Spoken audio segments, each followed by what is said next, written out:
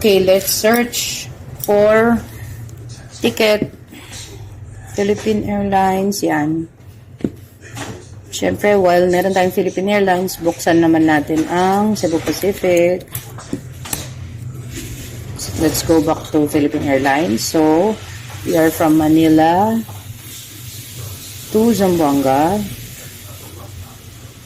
One way lang, no? And then, anong target? Ha? 28. Ano ba ngayon? Okay, let's accept the cookies. Para manahimik si cookies. Okay, let's go. Allow. Notification decline.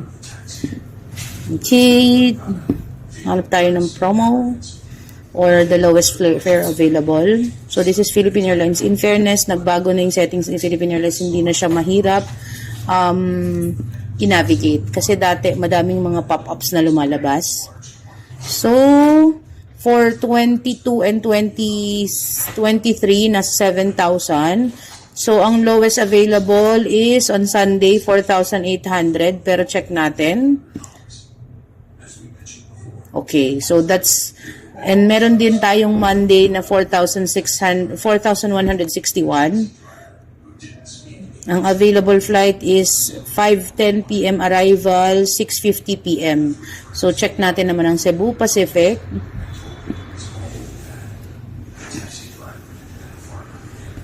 Agree natin para hindi siya nag-iinarte. Okay, here, Bangkok soon. Wait mo lang kami. So, this is MNL. And then ZAM. And then, one way. Okay, syempre babalik siya dyan. ZAM. And then, let's go to, merong medyo mababa on Saturday. Let's check it. Okay, base fare pala yun. So, ang lowest available on Saturday is 4,451.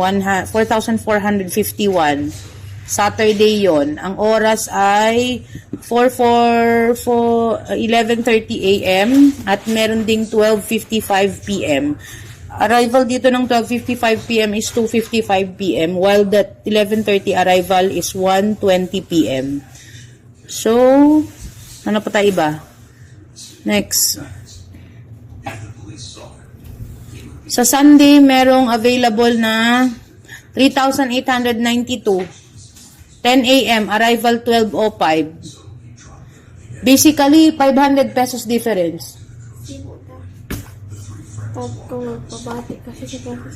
Tapos, check natin kung ibang flight. Sabi kasi ni Amay, ayan, merong mga connecting flight dati, mura yan. Pero ngayon, mahal. Hindi ko din alam kung bakit mahal ngayon yung mga tickets. Ay, oo, kasi long weekend. So, basically, yung mga tao nagta-travel. Merong pinakamura na 2,981. Ito yung nasa 2K, mahigit, is sa 31 pa. So, matagal masyado. So, true. So, balik tayo dito sa meron namang 27 pero sa 29 din ito. So, dun tayo sa pinakamalapit. So, kung yung option mo is